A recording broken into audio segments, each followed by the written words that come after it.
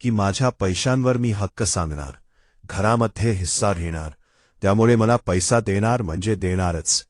काहीही करून एकदा पैसा ताब्यात आला की आपण पळून जायचं, मग कुणाला सुद्धा आपण सापडणार नाही असं काहीतरी करायचं. शर्वरी तिच्या मित्रासोबत खिडकीत उभा राहून बोलत असते आणि हे सगळं ऐश्वर्याने स्वतः ऐकलेलं असतं. ऐश्वर्याला अगदी धक्का बसतो.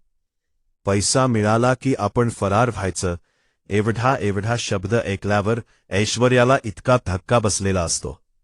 फरार होऊ असं कोणाला बोलले असतील विक्रांत बरोबर, तशी म्हणणार नाही की आपण फरार होऊ. मग शेरूताई नेमकी कोणाला म्हटली की आपण पैसे घेऊन फरार होऊ? प्रश्न माझ्या नवऱ्याचा. त्याची व्यवस्था तर मी लावणच आली ना इथे, त्यामुळे प्रश्नच येत नाही. ऐश्वर्याची खात्री पटलेली असते की शेरवरी दुसऱ्याच कुणाबरोबर तरी बोलतीये. नवऱ्याची तिने वाट कधीच लावली नाही. ऐश्वर्याला अगदी घाम फुटलेला असतो. लावली म्हणजे विक्रांत भाऊजी बरोबर नक्की काय केलं या? आता ऐश्वर्याला प्रश्न पडलेला असतो की हिने काय केलं असेल नवऱ्यासोबत. खिडकीत कसला आवाज येतो म्हणून शर्वरी नेमकी की खिडकीत कोणा आहे बघण्यासाठी पटकन बाहेर आलेली असते. तोपर्यंत ऐश्वर्या तिथून पळून गेलेली असते. शर्वरीची आणि तिची अगदी थोडक्यात चुकामुक होते आणि शर्वरीला दिसतच नाही की इथे ऐश्वर्या उभी होती.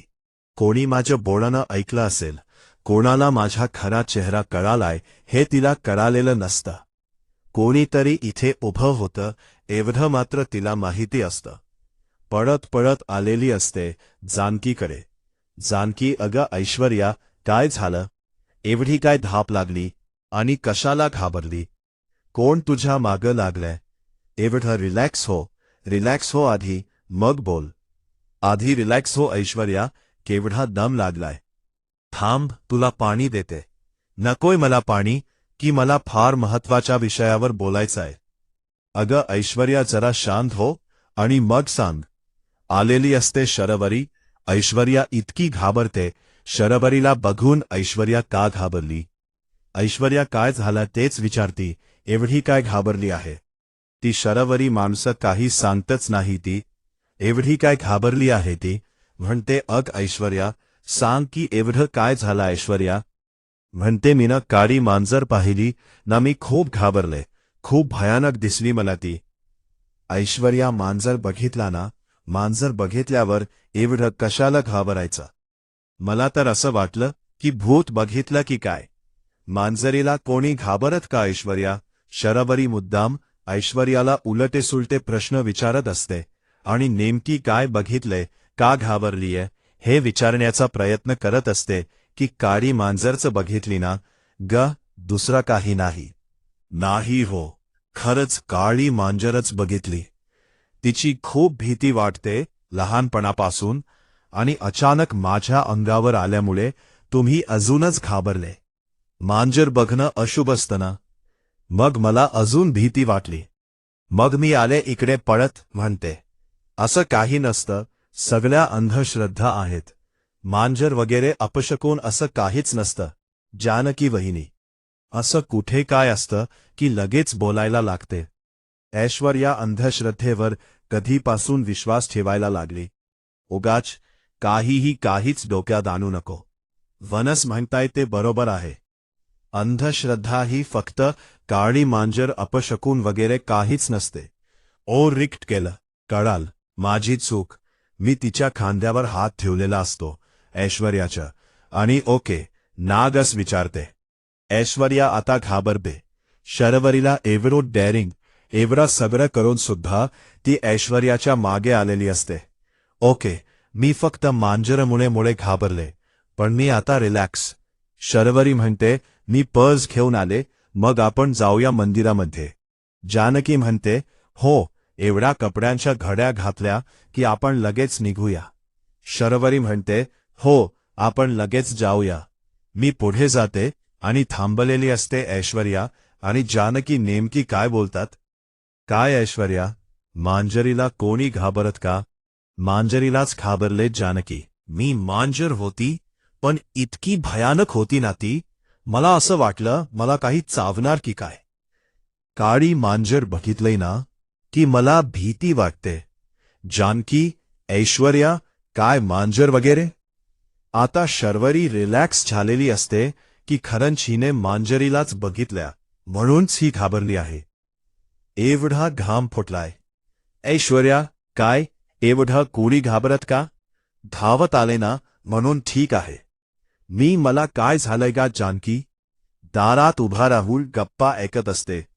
ह्या नेमकी काय आणि कोणत्या विषयावर बोलताय? आता घाईघाईने पटकन निघून गेलेली असते. आणि ऐश्वर्या येते म्हणल्यावर शर्वरी सुद्धा लगेच निघून जाते. पण म्हणते या ऐश्वर्याला काय झालं ना, तिचं तिला माहितीपणे काहीच बोलली नाही. म्हणे मांजराला घाबरले. कोणी घाबरत का मांजरीला? काय या ऐश्वर्याचं? या आवारात मांजर येणे शक्यच नाहीये, मग ही तशी घाबरली. आतापर्यंत कधीच मांजर आलेली नाही आणि हिलाच कुठून मांजर दिसली. म्हणते नक्की ऐश्वर्याला मांजर दिसली की अजून काही दिसलं. तीच काय गडबड आहे, पण ती मुद्दामून मांजर असं सांगती. आता आता शर्वरी आवाज देत असते की जानकी वहिनी, चल गे, मी आलीये खाली. जानकी आणि शर्वरी आता मंदिरात चाललेले असतात. शर्वरी आणि जानकी मंदिरात गेलेले असतात. जानकी म्हणते, बरं वाटलं ना शर्वरी?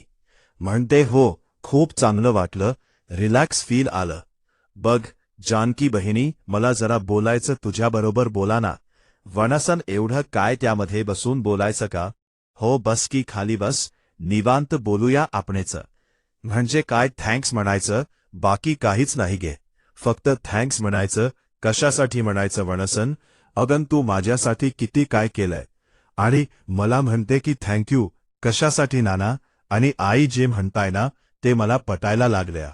जानकी, या घरचा आधार आहेस. खरंच घराचा आधार नाहीये, फक्त घरात येणाऱ्या बाहेरून माझ्यासारख्या लोकांचा सुद्धा आधार बनलीस तू. प्रत्येकाचा किती विचार करते गे तू. काय हवं नको कोणाला, काय चांगलं वाईट, सगळ्याच गोष्टींचा विचार करते तो.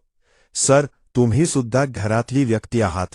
तुम्ही काय बाहेरची नाही आहात, तुम्ही आमच्या आहात. स्वतःला असं बाहेरच म्हणू नका आणि परख करू नका. ताई आणि नाना म्हणाले असते तर चांगलं वाटलं असतं, पण ते म्हणतच नाहीयेत. ते मला आपलं मानतच नाहीयेत. नाना आणि आई जे वागले असते माझी तर चांगलं वाटलं असतं.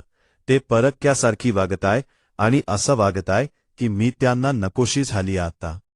तू जे बोललीस ते जर नाना आणि आई बोलले असते तर मला किती छान वाटलं असतं, किती आधार वाटला असतं. पण नाही, त्यांना माझी पडलेलीच नाहीये. त्यांना मी ओझं वाटायला लागलीय. मी नकोशी झालीय. मी कधी कधी निघून जाईन किंवा कधी त्यांच्या डोक्यावर टेन्शन जाईन असं झाले. वणसं काहीच नाही. नाना आणि आई तुमचा खूप विचार करतात.